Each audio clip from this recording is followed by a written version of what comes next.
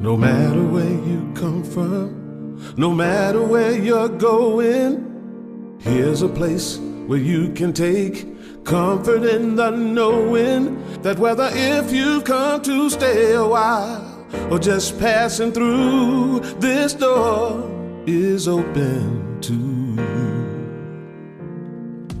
Come and let's be silent. Come and share a hug. Come, let's pray together. Come, love and be loved. From the blissed out to the turned out, from the pampered to the abused, this door is open to you. Come on in. Come on in. Come on in. Come on in. The God in us recognizes the God in you. The God in you. Whether you're black or white, gay or straight. And Buddhist or Jew, this door is open to you. Yeah.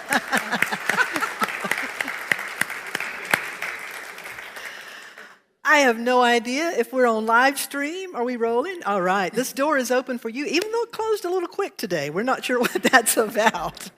We want to welcome each and every one of you, and we are so happy to have someone who is near and dear to many of our hearts. That is the amazing Amy Steinberg. Amy, it's so good to have you here today.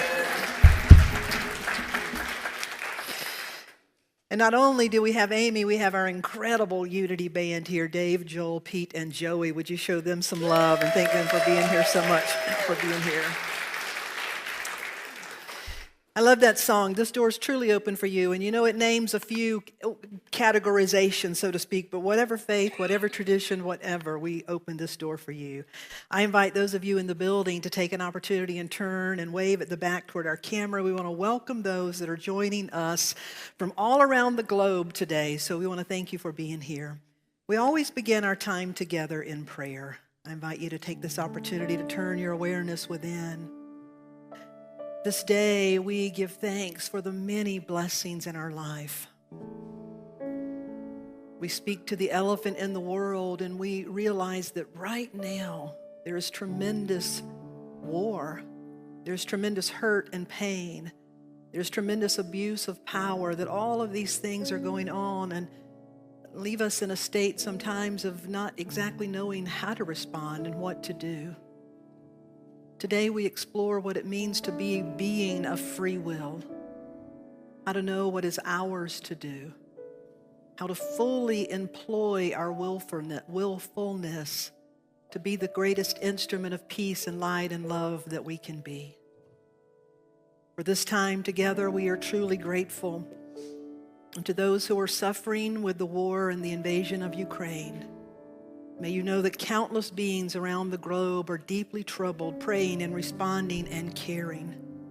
We are holding what's unfolding with deep sadness and disapproval, and with great hope, great light, and great love. May there be a swift pathway to peace, and may the people of Ukraine and all over the world have the respect and freedom that all beings everywhere deserve. May we be willing to bring forth our greatest, our highest, our very best, that we may be all instruments of this peace. For this we are truly grateful. Thank you, God, and so it is. Amen. We want to thank you for being here this morning, and I want to thank our flower team. Do you notice what they added? Some beautiful sunflowers today, so it just really, yeah. Sharon Dunphy and the flower team, it's a very poignant demonstration of our solidarity and belief in oneness, our demonstration of that. We want to acknowledge our young people. We have a Sunday school program currently for children that are 5 or older, Reverend Barbara Ann and Reverend Gabby. Reverend Gabby's already in the back. We may already have some of our youth in the back. But we affirm to our children, whether you're here or wherever you are, that we love you, we bless you, we appreciate you, and we behold the divinity in you. So together, to our children, to all children, we love you, we bless you, we appreciate you, and we behold the divinity in you. Now I'm going to invite you to stand, and before I forget, we're wearing a mask, and we wanted to give 1 week notice, but as of next week, mask will be optional unless, something changes. So Mask will be optional this week, but we thank you for wearing them today for people that didn't know that. So with your mask on, would you please turn and extend that namaste welcome to one another. We want to welcome you and thank you for being here this morning. Each of us take this opportunity to turn and to welcome again our live streamers and to thank you for being here this morning. And you may be seated. Amy's going to share a beautiful song with us. I asked her particular and specific for this first song by Daniel Nahmod that says, "Love is my decision." And Amy became a quick friend of mine. We knew that we were kindred spirits when the first time we met. I'm so delighted that she now resides in Asheville. She's an ordained minister under Howard Hanger in the Jubilee community, but she serves the global community. She's been a singer-songwriter for many years, a true channel of light, of love, of healing. She's an incredible artist. And we're truly blessed. We are truly blessed to have her today. Would you once again welcome Amy Steinberg? Oh, love you so much.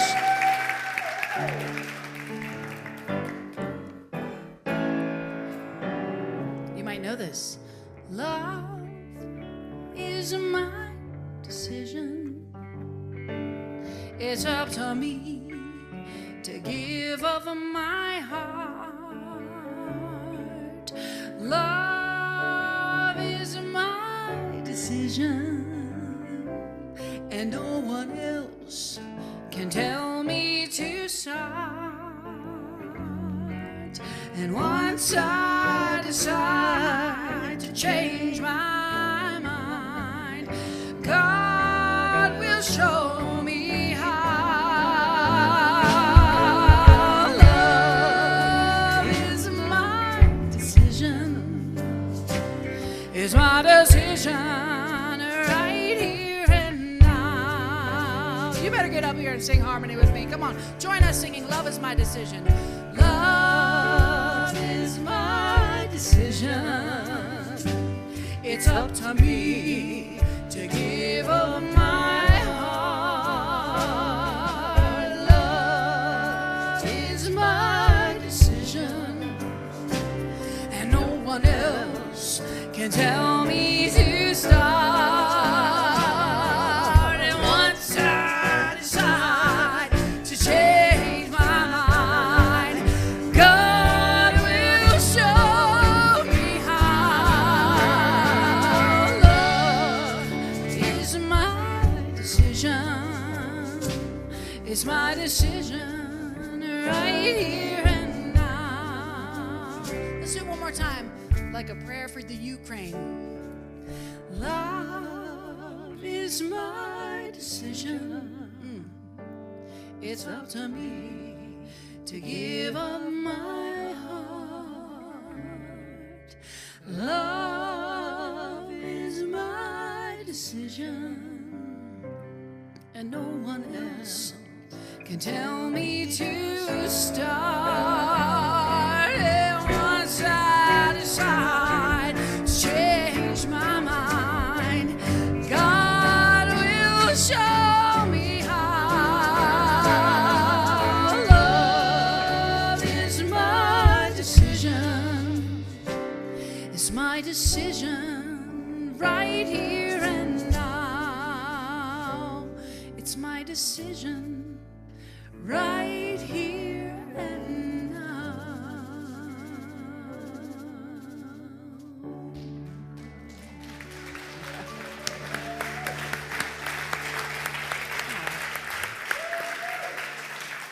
Amy Steinberg. Come on up, Fred Racy, if you would. Love is my decision. Today we're going to be talking about the 8th of what we call spiritual attributes or spiritual powers, and that is our will. And I also have invited Fred Racy. Fred is he has served on our board. He is a wonderful member. And Fred, you may come by at any time and see him on that labyrinth. He loves our labyrinth. And so I asked Fred, because spring is here, we're soon going to be out working on the labyrinth again. I asked Fred just to share something inspirational today about why he works with the labyrinth and how that has touched his life. Fred Racy. Thank you, Rev Darlene. We are so blessed to have a labyrinth here. You may know that it's an ancient symbol of wholeness, combining the imagery of the circle and the spiral into a meandering but purposeful path. It represents a journey to our own center and back into the world. I spend a lot of time there either working or praying. So this morning, I'd like to share an experience I had there. I had been feeling a lot of stress and unable to deal with it as I normally do, so I came to the labyrinth for help. Before starting the walk, I gave myself permission to be just as I am and to accept others just as they are. My intention for walking was to let go of the stress and stop the running dialogue in my head that kept feeding it. As I walked, I sang songs and looked at the memorial bricks. Some I had placed there.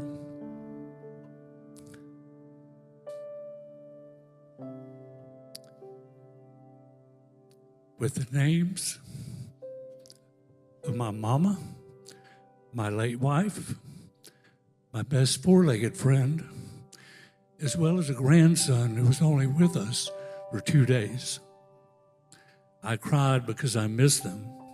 Then there were the names of Dick Allen and Rev Darlene, who are still with us, of course. And we're glad of that. And I smiled at all the joy they bring to me and many others. When I arrived at the center, I was very still and listened, and a small, clear voice said, "Take care of yourself." As I walked out, I thought the many ways of doing that, and I felt light and energized, and all the stressful thoughts were gone. When I got to Angel Grace near the center, I looked at my phone and saw a message from my doctor. It said, "Go to the ER and have some tests done." So without question, I took care of myself, and I did just that. I felt fine, and the tests confirmed there were no major problems.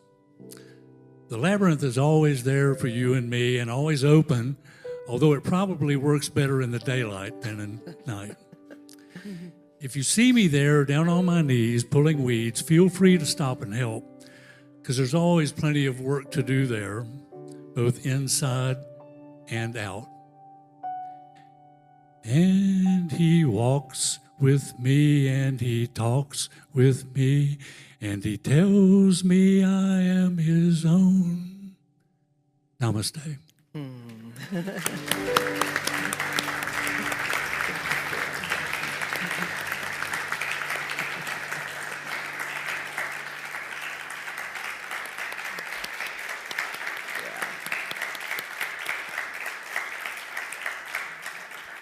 Thank you, Fred. That was powerful.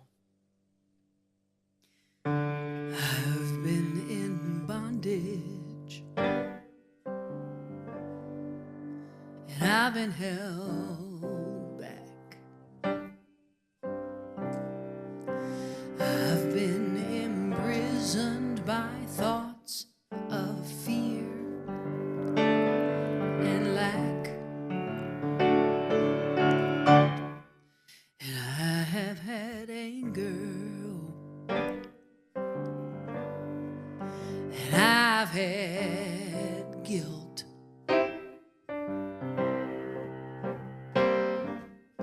These are the bricks on which my life's been built.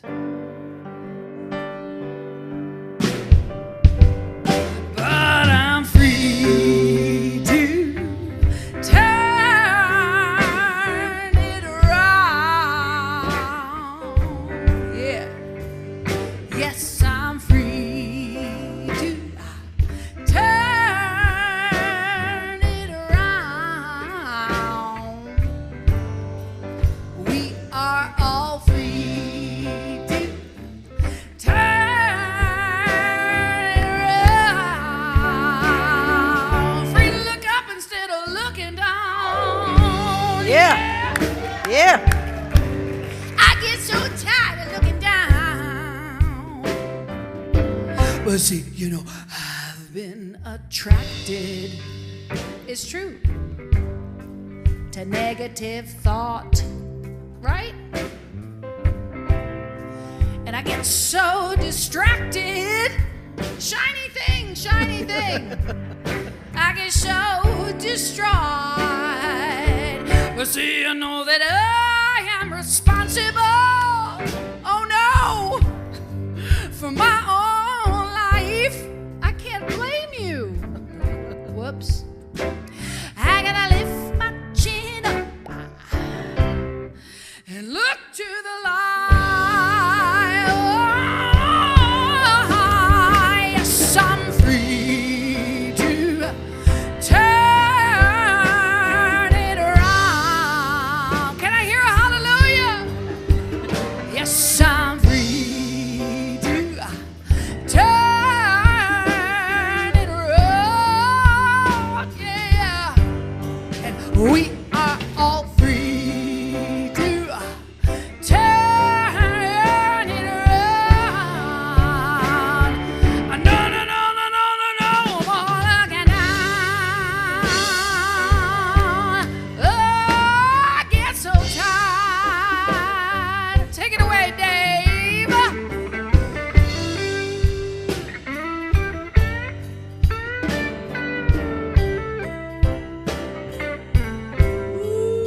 Ooh, yes.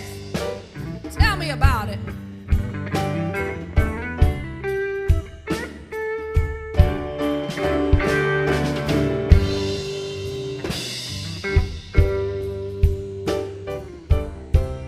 That's right. We all know about it, right? You can be in that mood, in that mood. I'm just in a mood. And then you pray and you get some grateful and you get that free to turn it. You got to turn it around. I can do it really fast sometimes. Free to, just some gratitude. Turn it around. Yeah, we are all free. We're all free. Free to turn it around. No more looking down. Woo! I get so tired. You see, I've been in bondage. I've been held back. Imprisoned by thoughts, imprisoned by my own thoughts of fear and lack. And I've had anger. I've been so mad. And I've had guilt. I'm not perfect. Come on. But check it out. These are no longer the bricks. Back to D. Here we go. Yeah. These are no longer the bricks. I got love. I got joy. These are no longer the bricks on which my life, on which this life, on which your life is built. 'Cause I turned it, I turned it, I turned it, I turned it, I turned it around. Yeah. Woo. You're an amazing band, everyone. Oh, Amy Steinberg. Woo. Yeah. They will be back. That was her middle song. She's got another one yet. Oh, wow. I call myself a Metacostal because I'm metaphysical, previous Pentecostal. I like the term. You are a Jewish Metacostal, and that is a powerful combination, my friend.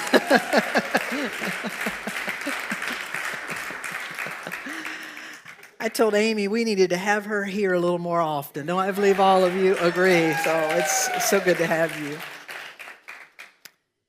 Well, we are in the 8th week of a 12-week series that is based on our what is called 12 powers. It's 12 aspects of who we are as a being that can turn it around, as a being that can be an instrument of song, an instrument of light, an instrument of peace, an instrument of love.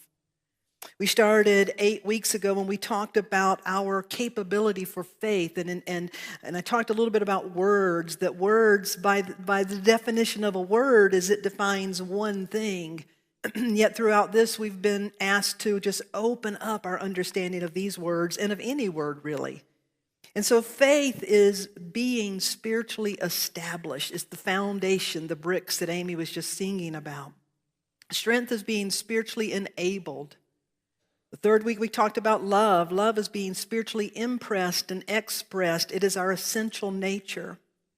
Wisdom is being enlightened. It's the presence of discernment and righteous judgment operating through our life. We talked about power, being spiritually empowered. We've talked about imagination, being spiritually inspired. Last week we talked about understanding as being spiritually realized. It's the realization of the truth of your being. And today we talk about will. What is will? Will is being self-directed. It's the seat of your personal authority. Now there's an interesting thing. According to my friend Google, if you Google any word, you're liable to get hundreds of thousands of definitions. It's quite fabulous. And so I Googled will. And interestingly, if you Google will, the first things that start coming up have to do with the last will and testament. Not exactly what I was looking for on will, but I found that fascinating. And one of the things that came up, which was really interesting about a last will, said this: a man named Bill died, and he left in his will, he left an amount of $50,000 to provide for an elaborate memorial service. And so his wife did just that. And at that service, when the visitors were departed, his wife Lynn turned to her dearest friend and said, well, I think that Bill would be really happy because I spent the entire $50,000. And her friend said, you spent all of it on this? I mean, this was nice, but $50,000, I can't imagine. And she said, well, the funeral was $10,000, the food and the music were $5,000, the urn for his ashes were $1,500, and the rest went to a memorial stone. Now, probably as some of you have done, her friend did the quick math and said, but that leaves $33,500. What kind of stone did you get? And she said, oh, honey, I got diamond, 3 carats.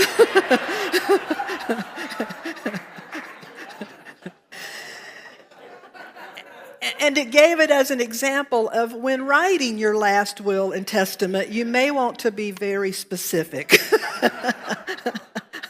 about your will. Today, when we talk about will, it's a dimension of who we are. It's not just a part of this physical being, but it's a dimension of who we are in the great reality of our being. And will is being self-directed. It's a seat of our personal authority. Will is how we invest ourselves. It's how we make our commitments. Will gives us agency for self-governing and self-regulation. In my prayer and meditation time, when I kept asking, what is will, I kept hearing, will is your being incorporated. It's capital being, period, incorporated, period. It's your being incorporated as an independent agent of the cosmos, and will is what allows you to operate like that. Charles Fillmore, the co-founder of Unity, defined will as the executive faculty of mind. That because we have freedom of mind as our birthright, will enables us to invest and commit ourselves. It's how we direct our very own life force. In Proverbs, those mystical teachings, those wisdom nuggets, Proverbs says in Proverbs 25:28, whoever has no rule over their own will is like a city broken down without walls. You see, your will is that which creates your boundaries and opens to the boundlessness of your being. And then there's that famous prayer that many of you, I'm sure, know, that Jesus prayed toward the end of his life when he said, not my will, but thy will. And so that then leads us to ask the question, well, what's my will and God's will? Or my will and thy will, are there two wills? I'm glad you asked that question, but let's just hold there because we'll circle all the way back around to that, to are there two wills? What does that really mean? So we want to look at will through four pillars, and they are willpower, free will, goodwill, and what we call God's will or thy will. So willpower, anything that has ever been accomplished, has anyone ever tried to resist a temptation? On your way to church today, it takes willpower. It takes willpower, and there's a word, there's a reason, power. We could say, why do we say willpower? There's a reason those two are put together. You see, you rely on your will to advance your life's purpose. You rely on your will to be able to work through problems, to pursue opportunities. You rely on will to be able to discipline your urges and your short-sighted, shiny things, as Amy sang about. We rely on our will to be able to help us persevere. We rely on our will. In Proverbs, it says, when the will is ready, the feet are light. Now, for those of you that have been following, you know that for every one of these 12 aspects of our beingness, there's a disciple that reflects that. The disciple that reflects will is Matthew. Do any of you know what Matthew did before he was a disciple? Matthew, also called Levi, was a tax collector. The scriptures tell us that when Jesus walked by and saw Matthew sitting in the tax collector booth, he looked at Matthew and said, "Will you follow me?" And Matthew said, "Yes, I will." Now, the thing about tax collectors, when we say the word tax collector in this day and age, most of us go, to use a Jewish term, oy vey. I mean, it's like most people don't welcome a call from the IRS or, unless you're trying to resolve a problem. And so you kind of think that that's what it means, but it's far more than that. Because you see, you have to go back in time. The Hebrew people, the children of Israel, the Jewish people, were oppressed by the Roman Empire. And it was Rome who were collecting these taxes, not to give back to them, but Rome was collecting taxes from the people they were oppressing so that they could continue to oppress the people. So they weren't taxes that paid for schools and roads and highways and things like today. They went straight to the Roman Empire. And so they were being oppressed. But to make matters even worse, when you had a Jewish brother or sister who would then work for the Roman Empire and demand taxes of you, and the way they made their living was to demand a surcharge. And so tax collectors were known for being traitors, for being turncoats. Tax collectors were despised for that because they were working with the Roman Empire. And tax collectors were taking advantage of people because whatever amount they imposed, if you didn't pay it, you were thrown into the Jewish prisons. And so most of the time they were taking advantage of people. So Matthew was a person who was using force, and his power was being misused. And that's really important because you have an individual whose will was being used for ill purposes. And it was that individual that Jesus said, "Will you follow me?" And so Matthew executed his will and said, "I will." And he left and he went and he became a convert, if you will, a follower of the way. So our will represents how we commit, how we invest ourselves. Our will reveals to us when we are in personal integrity and we are out of personal integrity. Our will also shows us what we're committed to and invested in. Our will has to be developed because of that. After the first of the year, I was at the post office. I didn't get to see all of my family, and I was there in early January to mail some packages to some distant relatives. And there was a lot of people apparently mailing things back after Christmas because there was a line at the post office, and I happened to be behind a young woman that had a toddler and was holding an infant in a package. Now let's just pause and send some love to single parents. that are right now trying to drag 2 or 3 children just to go get a roll of stamps or whatever they have to do. So I was behind and I was witnessing them, and I looked down. The little guy, the little toddler, had on a coat, but he finally pulled off his coat, and there he was in what appeared to be a Halloween costume. Now, remind you, this was January. So the little toddler is in a Halloween costume, and the more I looked, because he's turning around, his shoes were on perfectly backwards with the toes turned just like that. And it was adorable, and I couldn't help but smile, and the mother saw me smiling, and she just said, "It was not worth the battle this morning." It was not worth the battle this morning. You see, children have to discover their will. What are one of the first words a toddler learns to say?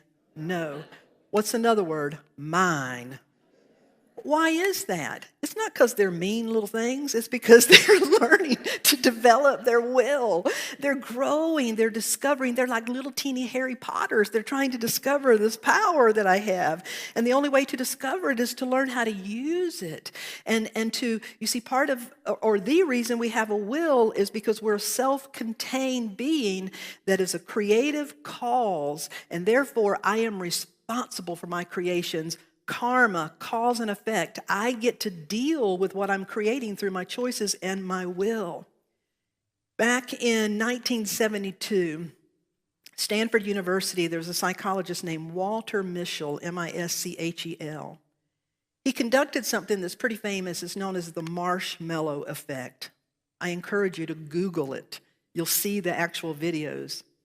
What they did in the marshmallow effect is they had young children and they were trying to understand will, how will develops and operates in children, and in direct relationship with delayed gratification. Because studies, it has been proven that the criminal mind has a low ability to delay gratification. And so through part of that correlation, they were studying children and they wanted to see. So what they did is they brought a child, sometimes it was siblings, little kids in a room, and they were sitting at a table and a plate. And on the plate was one marshmallow.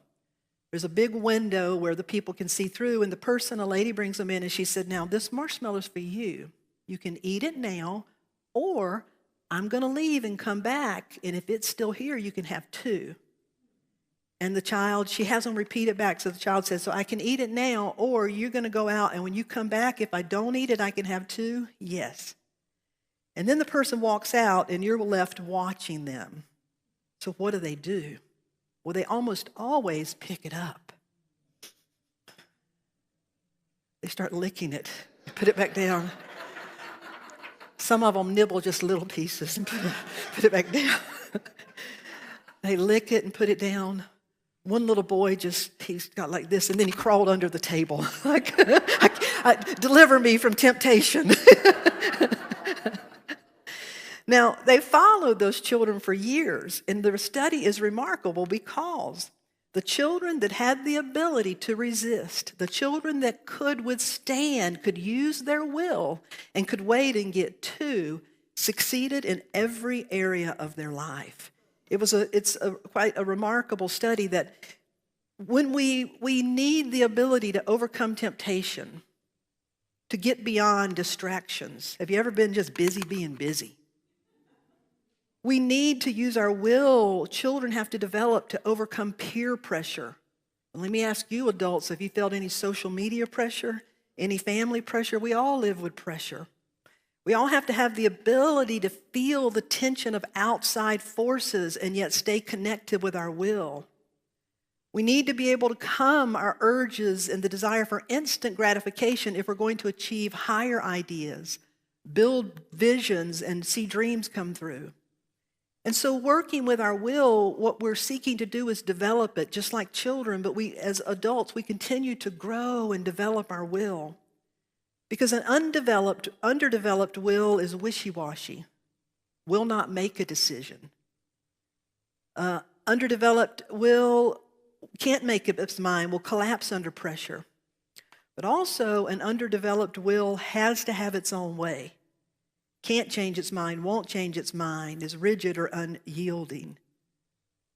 And so willpower helps us be in relation. Is my will, am I being willful? Or is my very own will disempowering me? Or with my will, am I presenting as force? We talked earlier about power. Am I using my life energy as a force, or am I available as a channel of instrument and true power of peace? Willpower. By will, you decide, determine, commit, persevere, set your course of action. Without will, you are powerless. Without free will, you are not a self that operates within the laws of cause and effect. By will, you become your own responsible, invested creator. A conscious cooperator with the life force. You may will things for good or evil. You have the power to say yes or no, I will or I refuse. And you have the consequences of your choices. Will is the instrument by which you are creative and causative. Every individual comes into their personal power and self-actualized power by use of their will. Your will is both your power and your instrument of service. Your will empowers you and serves you to create and manifest as you so choose by your will. It's understanding willpower. And so then we move to free will. Well, what then is free will? When I moved to Unity Village, I moved to Lee Summit, Missouri, and went to seminary. The very first day, the dean of the seminary, the dean of the college, came into our class and gave us all a piece of paper that was folded and asked us to hold it a minute. And then kind of gave us a speech about being there. And then the dean said, now open that paper. And that paper said, I choose to be here. The dean was pointing out, and the dean said, how many of you remember Flip Wilson, the comedian, and his famous line, the devil made me do it? And she said, well, that doesn't fly here. The devil didn't make you do it, and you don't have to be here. Remember what this piece of paper says, I choose to be here. Free will is our capacity to choose to be here. Now, really understand free will, I want you to imagine this. Just imagine, and this is not offensive to your partner or spouse, but just imagine that you're single. Nobody say hallelujah out loud, that might not end well. But just imagine you're single, and you're at a point in your life when you want to love someone, you want to be in your relationship. And just imagine one day you're somewhere and you meet that person and you think, oh my God, I think that's them. I like them. I have an affinity for them. I want them. Poof, I'm going to use my magic power and I just cast a spell on you. And now, voila, you love me back. Wouldn't that be wonderful? Not really. Because it's not real. Is it real? You see, what's real is if you meet that person and you have all of those things and you want them to be your person, and then guess what? They choose you. They, of their own volition, will themselves to be that with you. You see, we are the likeness and image of God. We are all of these things, but are you really? Until you choose it. You see, the power of free will is very, very deep.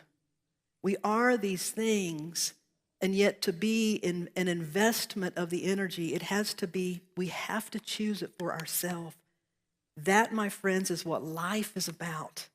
Life on this physical earth is that you may will it, you may choose it, you may live it, you may be it, you may commit it, or not. We have free will. That's what free will is. So willpower, free will. And then we hear the terms and we talk about, well, do it for goodwill. And then there's also the term, well, that sure was ill will. That will always focus and direct energy. Will is no little thing, no little matter. However you invest your will, you are investing your life force. If a person were to sit on this stage and say, I will not move, I'm just absolutely never going to move, I'm not moving, we would literally have to pick them up, and you'd have to use some sort of power or force to move them. Will and force go together. But for us, what will is really meant to be is channeling our own life force for purposes of good. And so we have what we call good and evil are aspects of free will. I want to say that again. What we call good or evil are aspects of free will. Now that shines a whole nother light. I mean, could it be any more poignant right now in our world? We have an icon, Putin, an individual that is exercising an out-of-control will, a selfish will, a will to do harm, a will that will use force and blow over whatever is in the way. We are having that magnified in front of us right now to really see what a will out of control looks like. But there's always balance.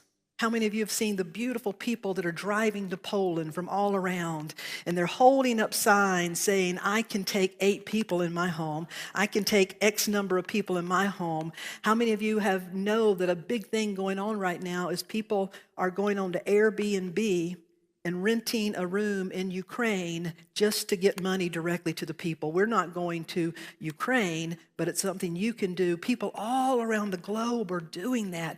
We are seeing that goodwill rise up to meet what we call evil. Amen?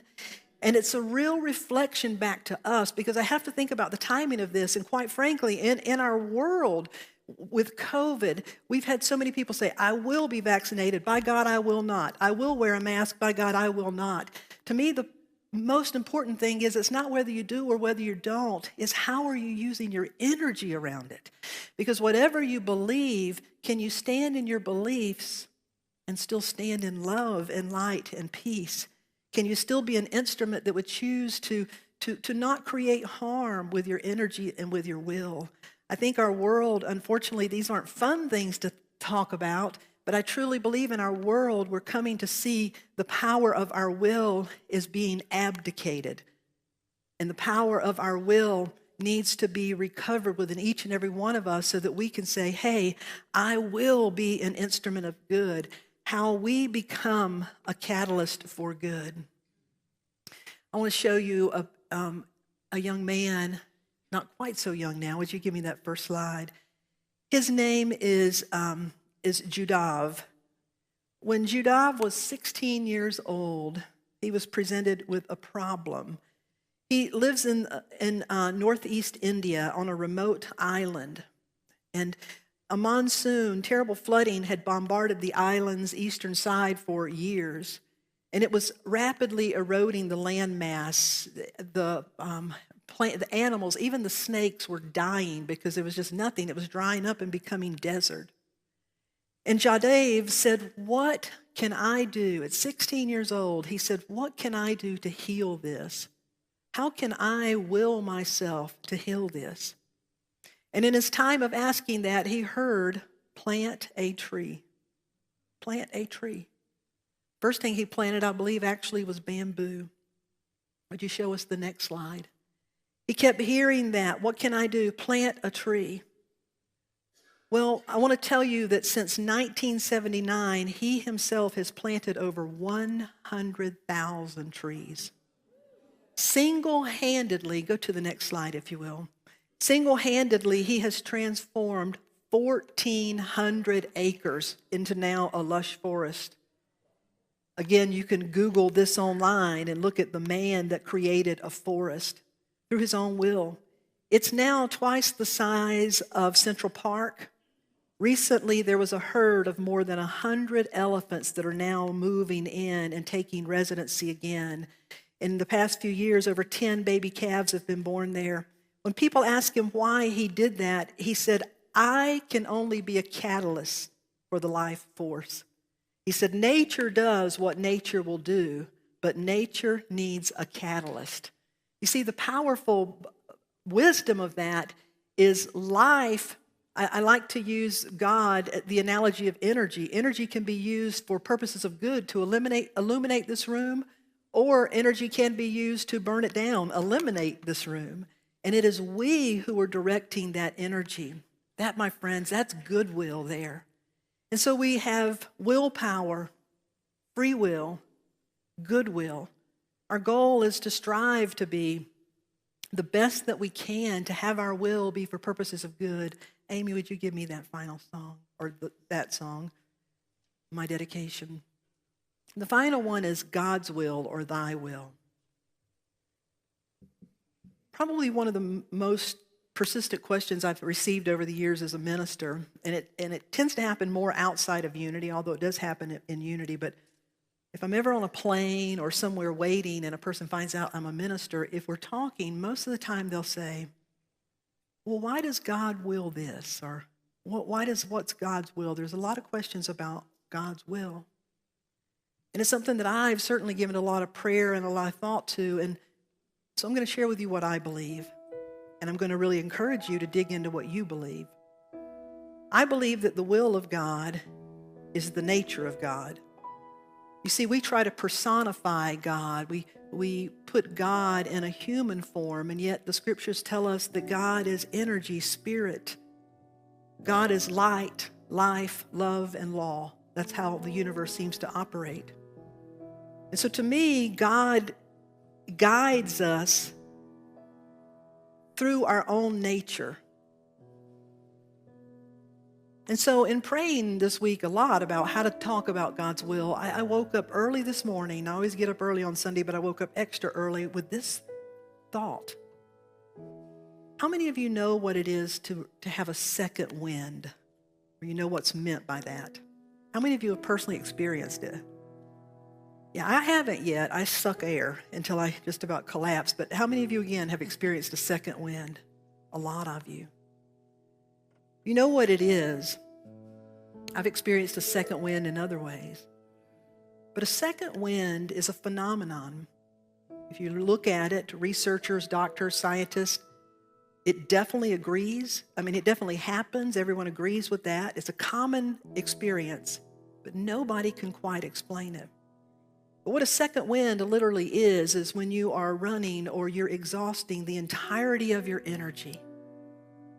When something breaks through and something opens up, that there's a renewed reservoir of energy. That just like that, it's as if something opened and you tapped into a fresh wellspring of energy. Listen to this. So a second wind happens when you have exhausted, you have put your whole self in it. And when you've given all you have to give, a second wind happens because something moves, opens up, and gives you fresh energy. That which we call God's will, I don't believe we have two. I don't believe we have two wills. Again, I'm telling you my belief. I don't believe we have two wills any more than we have two winds. You see, we have breath and the capacity to breathe. And then we have the capacity to exhaust all that we know how to give and then become the opening for something that is a part of our greater reality to move through us and re-energize us. That which we call God's will happens when we put our whole self in, when we absolutely are honest and truthful and we give our honest to God best.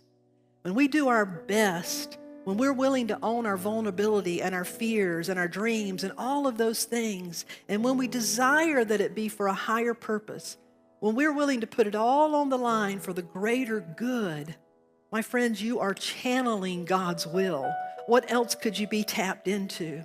And what we've come to discover is those individuals that have mastered their willingness, those individuals that have given it all and continually give it all, open up to a greater power to flow through their life.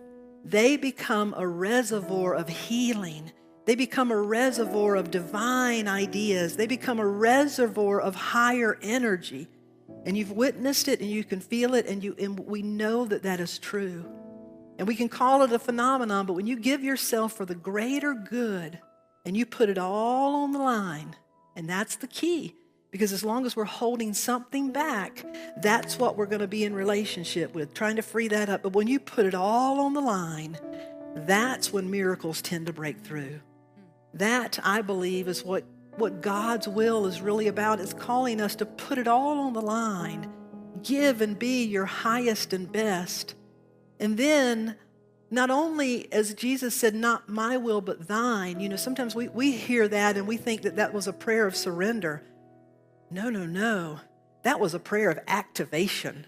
He was saying, this is not the first time I've been at this place. This is not the first time I've been at the edge of my resourcefulness. That's why he said, do you not know I could call legions of angels? He said, because I have given myself to the higher will. This is not about my will. I've already dedicated myself to be an instrument, not my will, but thy will be done. That when we reach that power in that place, heaven will begin to move through us. We'll begin to see things happen. We'll begin to see breakthroughs in our own life. That's what's being called forth right now. And I believe that's why we are seeing will just a mess all over the place. Willpower, free will, goodwill, and thy will. There's a beautiful song that was written by Reverend Claudel County. And she wrote this at a point in her life when she was being asked to give everything over. I'm going to start on the verse. Here I am, Lord, use me, guide me, fill me, take me, lead me by your will.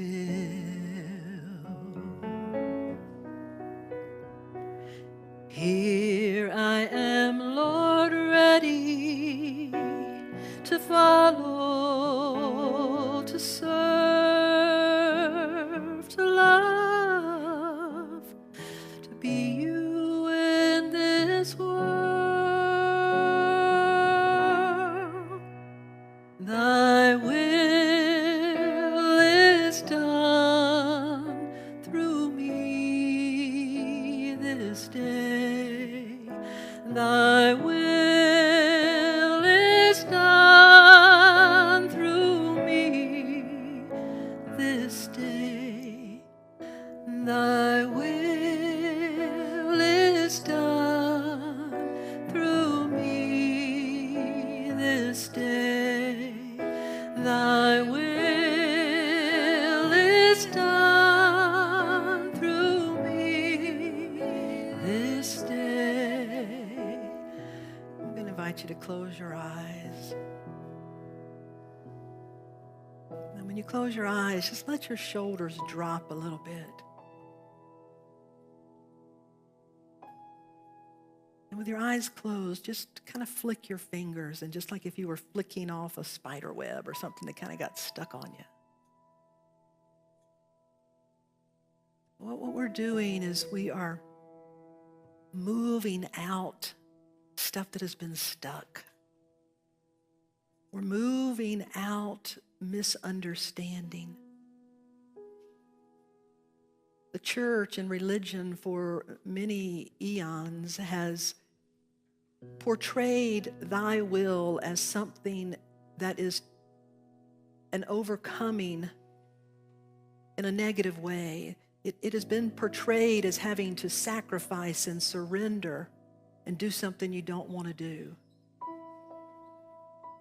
And yet that's the very opposite of what is intended. Because every runner desires the second wind. Every artist desires fresh inspiration. Every creative genius desires the breath of fresh air, a sense of creativity, of renewal. Every tired, worn individual desires to feel the liveliness and the life energy flowing through them again. It is how we are created. To open to thy will is to open to all of this. It is to recognize yourself as an individual, self-contained, an inlet and outlet. It is to recognize that you have will and power and might, and you have your ideas, and you have the capacity to apply yourself. And we're here to do all of those things. And yet you are more than the self that you often apply. You are so much more than the self that you think you are. For when you apply the entirety of yourself, you open the key to unlocking the self. When you apply all that you yourself know yourself to be, with honesty, with integrity, with deep desire for oneness, for peace, for love, for all that the nature of God is, when you apply yourself and invest yourself in that way, you become the way. You become the reservoir. You become the hollow bone, as the Native Americans know. You become the sacred chalice. You become that which allows a greater power, a greater instrumentation to flow through you. You become the way. And that which you would call a miracle, that which you would call unthinkable, is wanting to be birthed in and through and as your midst. And all that it is asking is, will you master your willingness? Will you become master of this instrument rather than being mastered by it? Will you lay it on the altar of your heart? Understand your willpower. Understand your free will. Always seek to be an instrument of goodwill. And know that when you are at the edge of your resourcefulness, hear what I say, when you are at the edge of your resourcefulness, you are at the most powerful creative stage of your life. Because you are at the edge of the birth canal. When you are at the edge of your resourcefulness, and when you will say, not my will, because I've exhausted it. But you don't give up. You hold fast and give over. Just like the midwife that will come in and help the birth take place. You are feeling the pains of that birth in your life right now. And so whatever is going on, take it and realize that you are being asked to give birth to something greater through your own being. That is the power of thy will. It is your second wind. It is a deep reservoir that is already within your own being, and it is here and it is now. And so know yourself as lovely and beautiful. Know yourself as one who does your very best. Know yourself as worthy and heartfelt and honest. Know yourself as willing and kind and compassionate. Know yourself as you would know all that you believe God, the goddess, to be. And you will know a greater expression of the life force flowing through your willfulness beginning this day. Thy will is done through me this day. Thy will is done through me this day. Thy will is done through me this day. Thy will is done through me this day. So here I am, Lord, use me, guide me, fill me, oh, take me, lead me in your way. Here I am, Lord, I'm willing, I will follow, I will open, I will love, I will be you in this world. Thy will is done through me this day. Thy will is done through me this day. Thy will is done through me this day. Thy will is done through me this day. Add your voice, a cappella. Thy will is done through me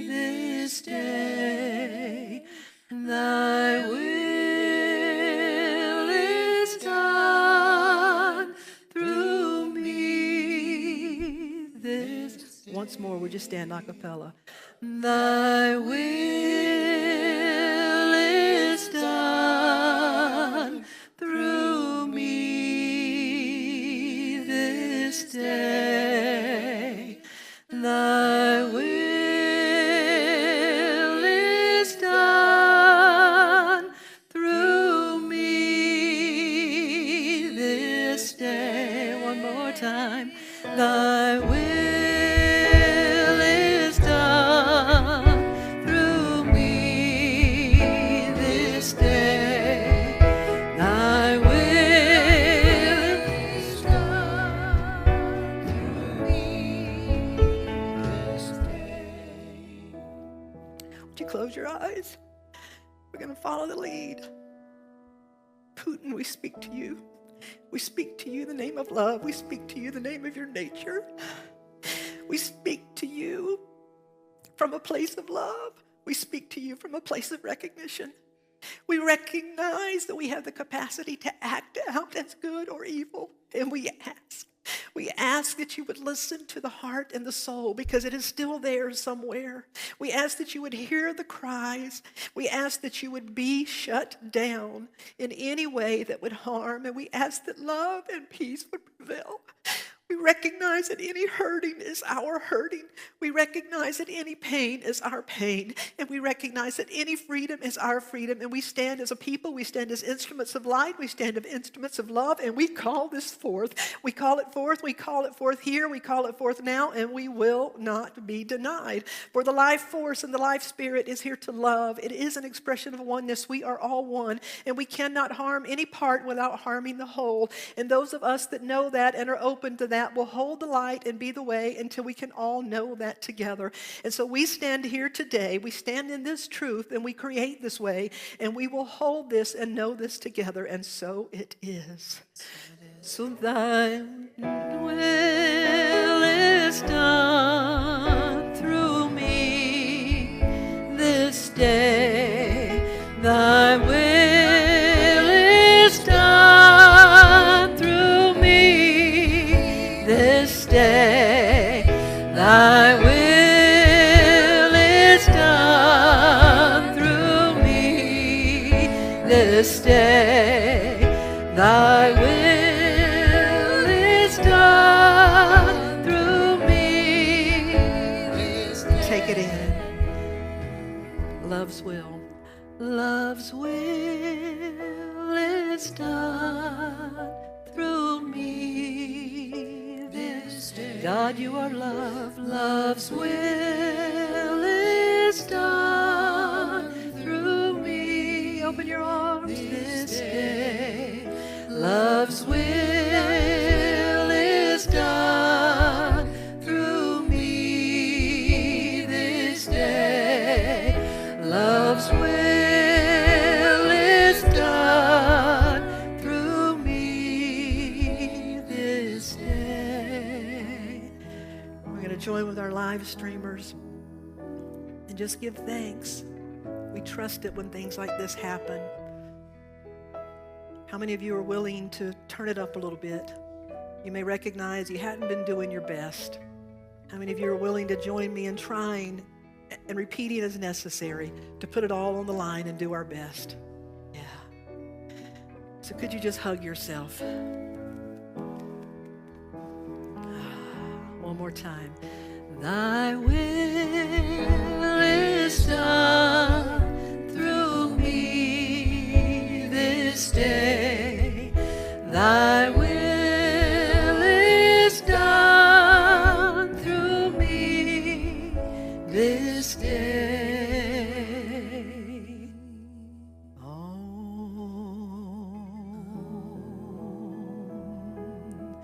It seals it in the individual and it seals it in the whole.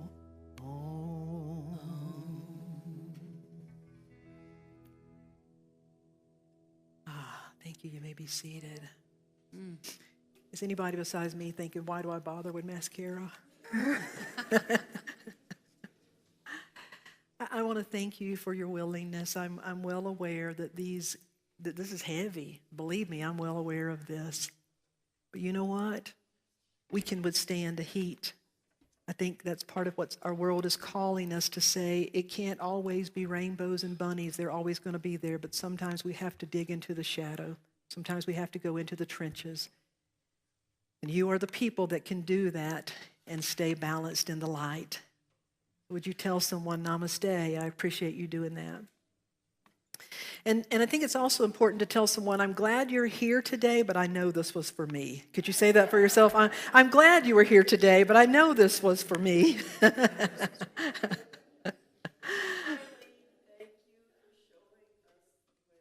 Oh. Yes. Oh, Linda, thank you. Thank you, Linda. Thank you. Yeah, thank you. Thank you.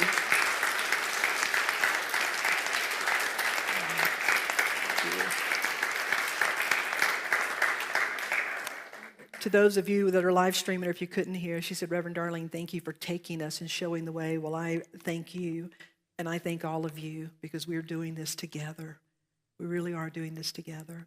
So I want to thank you for your steadfast dedication. I want to thank you for your faithful support. We're at a place in our spiritual community. We no longer pass the offering plate. We can text and give online. There's boxes out in the lobby if you'd like to leave a physical donation. But each and every one of you that are recognizing this is somewhere you're receiving your spiritual good, you're giving your portion back, whatever that is, and that is working. And I want to thank you for that. There's some activities and events going on. Remember, starting next week, face mask will be optional, hallelujah. So just be aware of that. And we certainly, anyone that wants to and feels the need to, please do what feels safe to you. And we can even create a space if enough people would like for us to do that. We always want to remain respectful in that way. So I want to thank you for being here. Amy, you've just been a delight to have today. And she's got one more song, yeah. I hope you all know what you have here as your minister. I love you so much. I was so moved by your talk. I think that these teachings taught me about will and taught me about taking that one step in the right direction when I don't know where to go. I just take that one step, and that's what you got me crying. Come on now, I put on some eye makeup today. All right, so this is one step for you, boo. One step, one step. Old-time religion is a box I do not fit in. I am metaphysical, I am transcendent. Change the situation by changing your mind. Raise the vibration by knowing you are divine.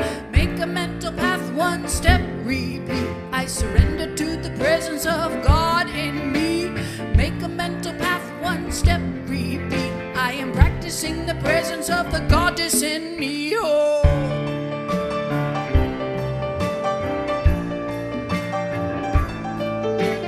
What do you believe? You've got to know your truth.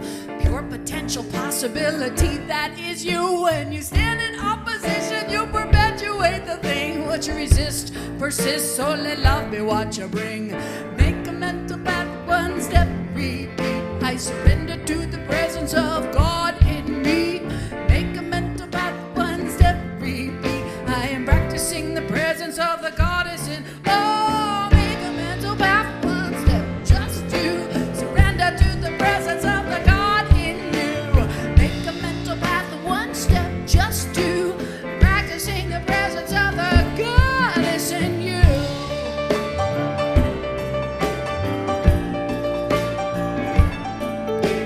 Follow your intuition and the passion that you got. Be pulled by your vision, don't get pushed by your thought. Everything experienced is energetic, so be aware of energy you give and you get it. Out of the routine, slip into observer state.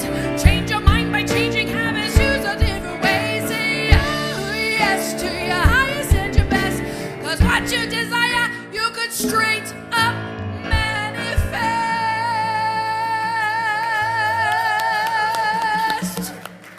I make a mental path, one step, repeat. I surrender to the presence of God in me. Make a mental path, one step, repeat. I am practicing the. Oh, make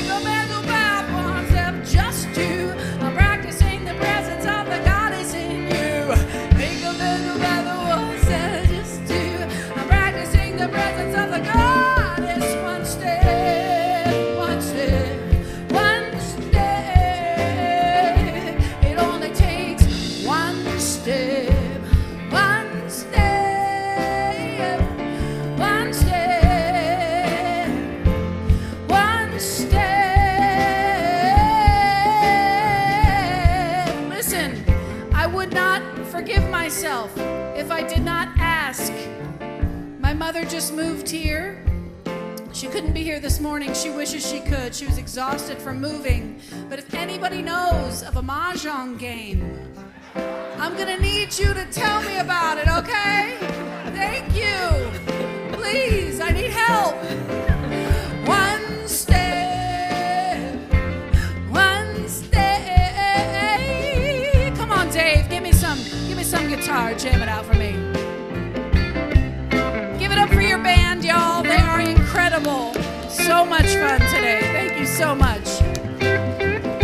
It only takes one step, one step, one step.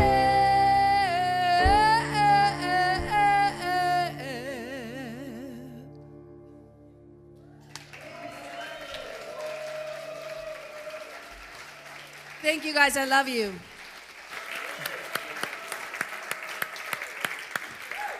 Oh, Amy Steinberg, we're glad your mother moved here. Maybe that'll keep you here. We got to get you here more often.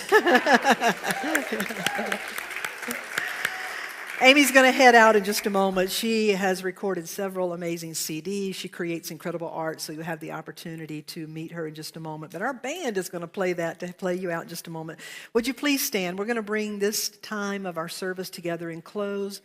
We use what is called the Prayer of Protection by James Dillard Freeman, and it says, "The light of God surrounds us, the love of God enfolds us, the power of God protects us, and the presence of God watches over us. Wherever we are, God is, and all is well. And our soul, all is well." May you know that you are a blessing. Go out in goodwill this week. May you be blessed. Thank you. Our band's going to play us out.